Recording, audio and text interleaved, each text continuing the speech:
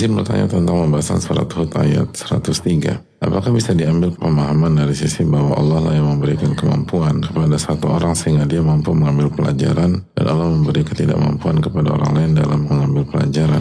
Surat Hud 103 yang telah kita bahas, inna fi dzalika la ayat liman khafa adzabal akhirah, dzalika yaumun majmu'un lahun nas wa dzalika yaumun mashhud. Dan sesungguhnya pada demikian itu benar-benar terdapat pelajaran bagi orang-orang yang takut kepada azab akhirat. Dan hari kiamat adalah suatu hari yang semua manusia dikumpulkan untuk menghadapinya. Dan hari itu adalah suatu hari yang disaksikan oleh seluruh makhluk.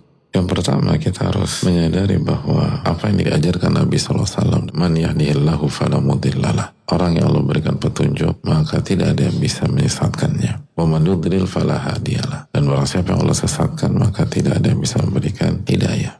Maka Allah SWT memberikan kita hidayah untuk bisa mengerti dan memahami dan mengambil ibrah. Dan begitu juga apa yang Allah firmankan, fafahamnaha Sulaiman. Dan kami membuat Sulaiman memahami perkara ini. Ini menunjukkan bahwa Allah yang memberikan pengertian dan pemahaman kepada seseorang. Maka orang yang ingin mendapatkan pelajaran terhadap sesuatu, maka dia harus banyak meminta kepada Allah. Makanya kita diajarkan setiap pagi membaca doa, Allahumma inni as'aluka ilman nafi'ah wa rizqan thayyiban wa amalan mutaqabbala. Ya Allah, berikanlah kami ilmu yang bermanfaat. Dan ilmu bermanfaat bukan hanya memahami atau mengambil pelajaran. Bisa jadi kita mengambil pelajaran tapi kita nggak amalin apa yang kita ambil. Tahu sih, ya tadi pelajaran itu saya ambil di kajian kemarin atau pada saat saya membaca buku minggu lalu. Terus kenapa nggak diamalin? Ya lo tahu kan kehidupan gini. Kan nggak semudah itu.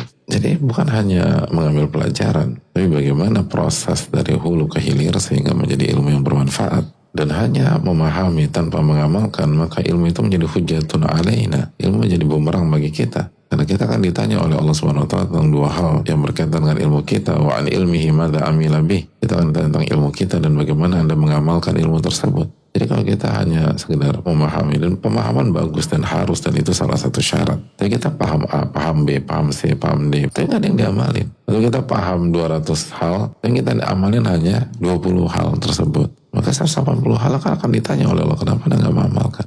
Simpel aja lah, kita paham salat subuh wajib, zuhur wajib, asar wajib, maghrib wajib, dan isya wajib, dan kita ambil pelajaran banyak. Tapi pada akhirnya kita hanya sholat zuhur, subuh nggak sholat, asar alasannya pulang kantor, sampai rumah maghrib kecapean, isya ketiduran. Jadi kita hanya sholat zuhur aja.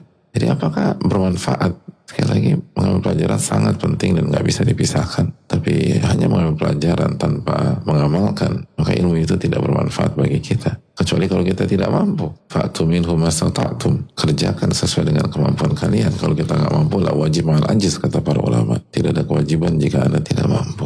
Jelas mengambil pelajaran harus dengan taufik dan pertolongan dan hidayah dari Allah. Tapi tidak berhenti sampai di sana. Kita harus merubahnya lagi, memprosesnya lagi menjadi ilmu nafi. Dan ilmu nafi adalah mengamalkan ilmu tersebut. Dan mengamalkan butuh taufik dan hidayah dari Allah lagi. Butuh pertolongan Allah SWT.